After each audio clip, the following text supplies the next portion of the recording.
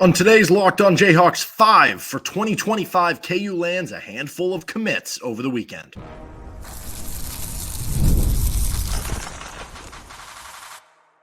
You are Locked On Jayhawks, your daily podcast on the Kansas Jayhawks. Part of the Locked On Podcast Network, your team every day. I'm Derek Johnson. You can give me a follow on Twitter at DJohnsonRadio, and you can find the show here with Locked On Jayhawks anywhere you get your podcast, including on our YouTube page where you can like and subscribe to the show. And on today's edition of LOJ, Kansas landed 5 commits for the class of 2025 on the football team over this past weekend. We're going to break them down. We're going to break down their games a little bit, and we're going to get into what it means for the class of 2025, what it means for each of those positions, the future of those positions on this episode of the show, which is brought to you by LinkedIn Jobs. These days, every new potential hire can feel like a high-stakes wager for your small business. That's why LinkedIn Jobs helps you find the right people for your job faster and for free. Post your job for free at linkedin.com/lockedoncollege. Terms and conditions apply.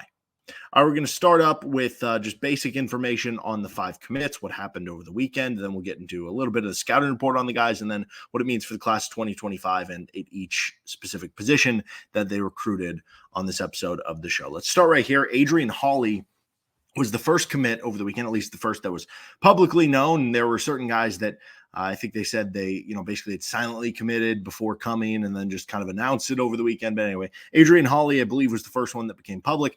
He is a 6'6", 225-pound edge from Michigan City, Indiana. So already you're talking about a kid who 6'6". I mean, you're talking about a lengthy defensive end that has plenty of potential in how you can kind of fill out that body. I would imagine you're probably looking into turning that into that wide defensive end spot, which is kind of your pass rushing defensive end. Think what guys like Dean Miller, Dylan Brooks, I don't know, possibly some of the freshmen are going to do on this year's team. I guess on last year's team, Austin Booker, right? If you can fill out the frame, Booker, another tall, lengthy defensive end that you had. Dorrance Armstrong was, I think he was closer to like 6'4", but kind of a tall, lengthy defensive end. Holley is a 3-star on 24/7 Sports. He's an 86th grade and top 65 at his position. I mentioned this on the other show last week that, if you're getting 86s and above, like there have been some classes, if you go back 10 years, if you go back 5 years, where an 86 would have been a number 3 player, a top 5 player in a class for KU that featured 15, 20, 25 guys. And so KU is getting a lot of those here. So that's where he's rated there. With On 3, he's rated as an 86, if you prefer that. He's in 77 on ESPN. He's a 5.5 on Rivals. Again, all different grading scales, but he's 3-star on each. And that Rivals one, he was actually recently bumped up. So he's kind of trending in the right direction. 24/7 has him as a top 65 player at his position, and he's top 1,300 overall. But based on the way he's kind of blowing up and that length and athleticism, would not shock me if he's somebody who's a late riser and continues to rise in those recruiting rankings. Ended up choosing KU over Cincinnati, Minnesota, a bunch of MAC schools and more. But again, I could see this kid kind of blowing up a little bit in those recruiting rankings. The next one they got, Kenyon Rivera. So they got a defensive end, a lot of defense added today or over this past weekend. Rivera is a linebacker, 6'1.5", 195 pounds from Buford, Georgia. Apparently the high school he plays for in Georgia is one of the powerhouses, really good schools in the state of Georgia, which is obviously a very good recruiting area. He is a 3-star as well. 86th grade on 24/7 Sports, top 100 at his position.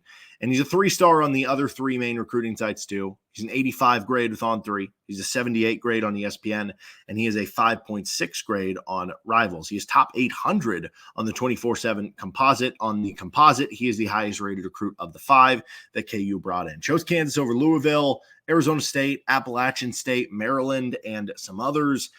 This is a linebacker that is a very intriguing prospect in both terms of what he is and where is exactly he going to play. Obviously, plenty of time to figure that out for KU, but we'll get more into that scouting report in a moment here. Garrett Martin was another recruit for KU. He's somebody who was being recruited by TCU, some other schools. I think TCU took defensive end or two, and the wonder was, okay, is now he going to end up in the laps of Kansas? Well, that, I guess, turned out to be the case. 6'4", 245-pound edge from Scottsdale, Arizona. Now, I mean, Austin Booker last year played around, 245 pounds. And I think with Martin, maybe the idea is to make him more of a strong side defensive end. Booker was, the kind of weak side defensive end for KU. last season. So you're still looking to add weight, but he is more weight ready for college than maybe some of these other kids where it's like, hey, we got to add 20, 30 pounds to him. But he is a 3-star as well. He's an 87 grade on 24/7 Sports, top 55 at his position, and top 10 in the state of Arizona, which, being from Scottsdale, being from Arizona, apparently he knows Deshaun Warner, who helped host him on the recruiting visit, apparently. And obviously KU continues that Arizona pipeline, which is certainly not a bad thing because there's a lot of good players in the state of Arizona. And especially now with the 2 Arizona schools in the Big 12, you can pitch to them, hey, you're going to get to play, like Kansas plays at Arizona State here in 2024. You're going to have other games over the course of your future years, whether it's at Arizona State, at Arizona, where you're going to get to, play in front of your hometown friends and family and everything. He's also a 3-star on 3, where he's an 85, 3-star on ESPN, where he's a 74, and a 3-star on Rivals, where he's a 5.6. Top 1,000 on the 24/7 composite, chose Kansas over Arizona, Arizona State, Boston College, Colorado. I guess you could say TCU. Again, you don't totally know how many scholarships and what offer is contingent on something else, but those were some of the other offers that were out there. Next one is Brandon Schmelzle. I don't know if that's the proper way to pronounce that, but he is a local kid, 6'2", 195-pound athlete from Axtell, Kansas. That was a Mark Mangino special, right? Bring in guys who are athletes and turn them into whatever position you needed, whatever position when you brought them into the building, figured out what was best for them. And Axtell is, it's not just that he is an athlete because maybe, he was playing 8-man football, so you're trying to figure out what position he's going to play at the collegiate level, but this dude is an athlete, very good athlete. Again, we'll get into that in the scouting report. Unrated right now on the 24/7 Sports page and 24/7 Composite. I'll be interested to see where he kind of comes in on all this. He chose KU over North Dakota State and South Dakota State, which I don't believe there was another Power 5 offer in there, but North Dakota State and North Dakota State was the dynasty in FCS football. South Dakota State has kind of supplanted them. They've won back-to-back national championships. If you're getting, we've seen a bunch of kids go pro from those 2 schools. Right? Those 2 schools beat Power 5 schools all the time. So if you're getting offers from both of those, I kind of view that similarly to if you got an offer from, West Virginia or something like that. And then the last one here that they got over this past weekend was Josiah Hammond. I guess he goes by, this is his Twitter profile, Cheese, which that is great nickname. And it's an even greater nickname knowing that he's a defensive lineman. 6'3", 250-pound defensive lineman from Tulsa, Oklahoma. And he's somebody who, they play him at defensive end, play him at D-tackle in high school. I think the idea when he gets to college, add some more weight to him and eventually be a defensive tackle. But who knows? Maybe you stick him at strong side defensive end. He's a 3-star as well, 86 grade on 24/7 Sports, 136 at his position. He's also a 3-star with On 3, who really likes him, an 88 grade there. 5.5 on Rivals is a 3-star, and he's unrated on ESPN, but he is top 1,100 nationally on the composite. Chose KU over Utah, Arizona, Minnesota, Cal, Houston. I think he had an upcoming visit scheduled to Washington upcoming. So this time is a big time get when you talk about some of those schools, especially with Utah and Arizona being in the Big 12, that I guess that is a in-conference recruiting battle. And what's interesting here, 5 commits coming in for the class for KU. We'll get into more about the class and what it means and everything like that. But I do find this very interesting that, so if we go back to just picking a random year here, on a previous episode, I mentioned that I went back and looked at 5 years ago, 10 years ago, and the number of 86 or 85 or below and what they were rated was much different. Well, what if I go back to 2021?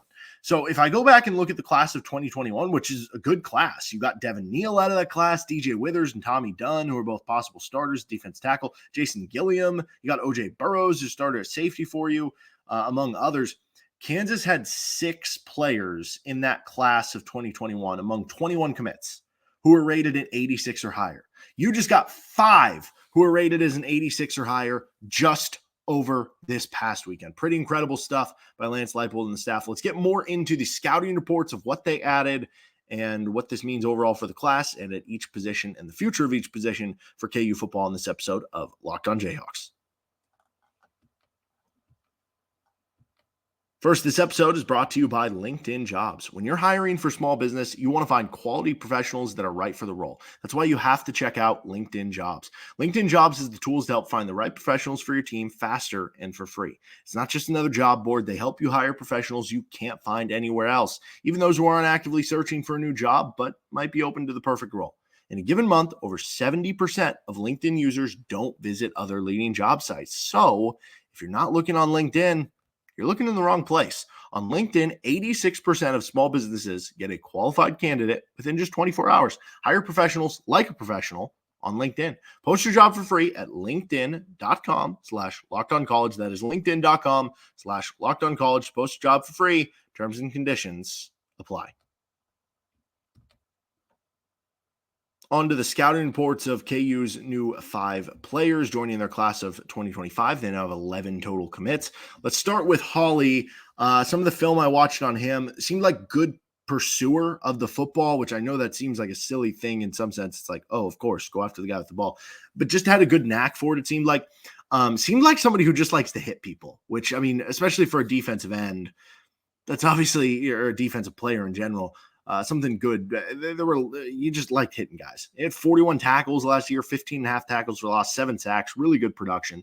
He's just a long, lengthy player who you're going to look to fill out a little bit more. And it's tough to find that length. And if you can add that weight and he has a little bit of that athleticism, and if you can improve on that even more, boom, you end up with somebody that, could turn into a really long-term guy. Like, you don't see 6'6" defensive ends at schools like Kansas that often. That's why, like, Austin Booker, he was a transfer from Minnesota. You know what I mean? Like, most often the schools like Kansas are ended up with guys who are undersized and you have to kind of coach them up, or they maybe have the intangible stuff. Like, you have that opportunity here. What about Kenyon Rivera, the linebacker? So he is somebody who I'll be interested to see where they play him at KU. He was a multi-sport athlete, I guess, played basketball, ran track.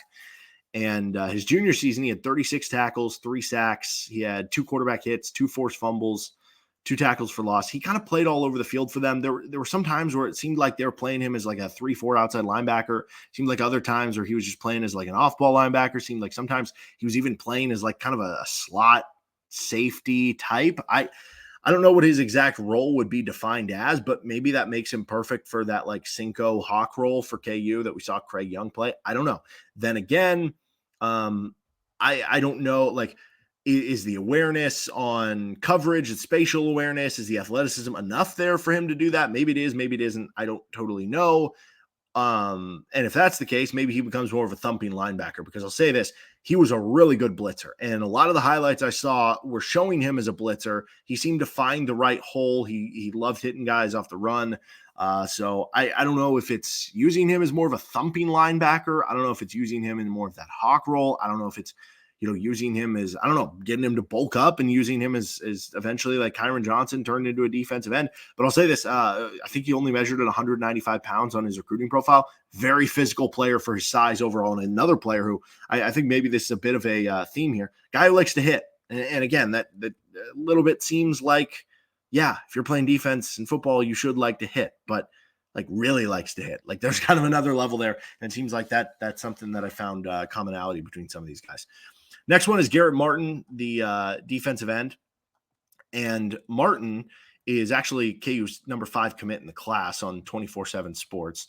He, from the film I watched, I mean, at 245 pounds, I was honestly really impressed with how well he got off the line of scrimmage, given the weight at 245.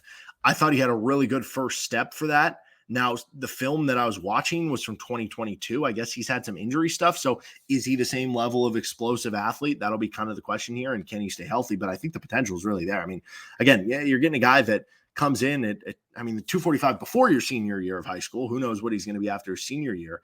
If you can play that strong side defensive end spot, where at KU, it seems like guys are between 255, 260, 265, somewhere in that range, maybe add 10, 15 pounds to him. And he can be somebody who I think could end up being, a lot of it's going to depend on the health and how you can overcome some of the injuries I guess he's had to deal with, and how's that can affect everything. But that 2022 season, he had 66 tackles, 13 for loss, 3.5 sacks, 4 quarterback hits, and a forced fumble. And I think that he could end up being someone who ends up really underrated if he can stay healthy, because I really like the mix of that first step with that size. Okay, Schmelzle, the local kid from Axtell. Apparently, he's somebody who his family had some a lot of K-State love and everything like that. And for KU to land him, that obviously speaks very highly of. We hear it all the time. about the respect that Lance Leipold and his coaching staff kind of gets for how they go through this process. So he played 8-man football, and he was a quarterback and a safety. Obviously, you're playing both ends on a smaller team like that. Maybe the idea is for him to be a safety. Maybe it's to be linebacker. Maybe it is that Hawk Cinco role for KU. But this is a really good athlete. So according to Kevin Flaherty, he ran a 10.9 second 100-meter dash as a high school sophomore. That's really good. And then nearly hit a 23-foot long jump or a 23-foot long jump in the spring. So, I mean, very good athlete overall. Plays football on both sides of the ball. Sky's kind of the limit on what this could turn into. Maybe it's more of a developmental guy. Maybe it's somebody who comes in right away and surprises you and ends up hitting the field in year 2 or something after taking a redshirt. I don't know. It's hard to say because of the level of football that you're playing against. You don't know how you're going to make that jump, but the athleticism kind of tells you that he should be able to make that jump. So I think that's going to be really exciting for KU, and it never hurts to bring in local kids. That's for sure. And then Hammond on the defensive line, I thought he had really good speed and athleticism for what I would imagine at KU is going to be a defensive tackle. Now the question at 250, what happens if you gain 30 pounds? What happens if you gain 40 pounds? Are you still going to have that level of quickness, speed, and athleticism if that happens? But I'll say this, because of the speed and athleticism, and he finished his junior year, 44 tackles, 9 TFLs, 2 sacks.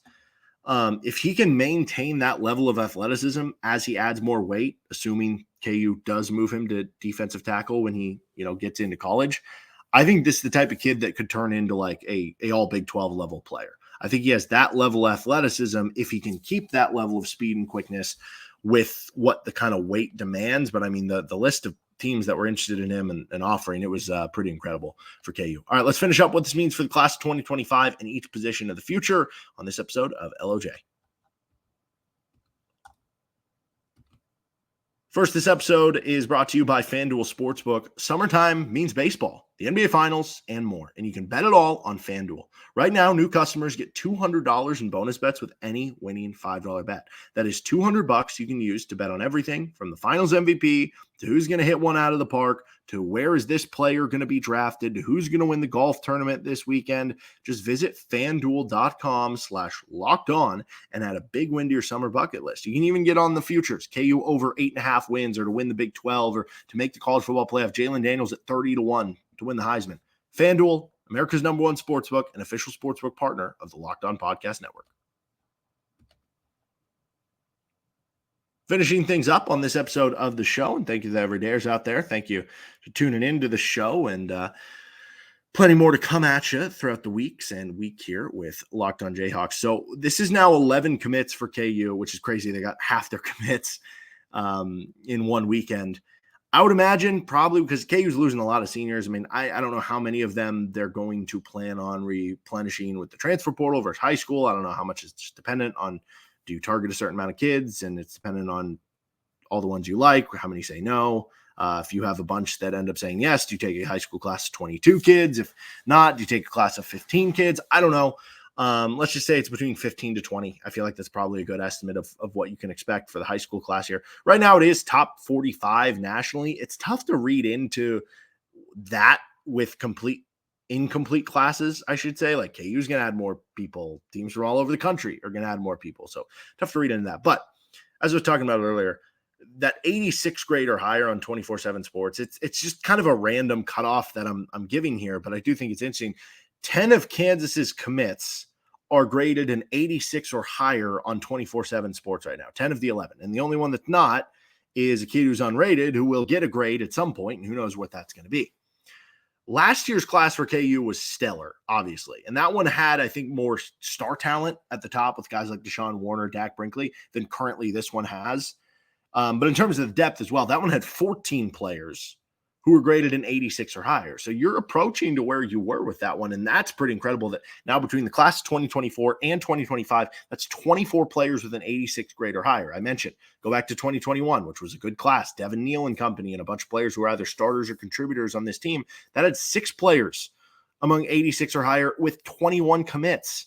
You've now quadrupled that over the last 2 classes. The infusion of talent that Lance Leipold is bringing in is just incredible. Now, as far as what it means at each position, I think you look at the defensive end spot with Holley and Martin. I think probably different defensive ends, like Holley maybe profiles to be more of the weak side defensive end, whereas Martin more of the strong side defensive end. After this season, Jeremy Robinson, Dylan Woodkey, Ferron McGee, I don't know if he's going to be playing D-tackle or defensive end, but all those guys end up graduating from the strong side.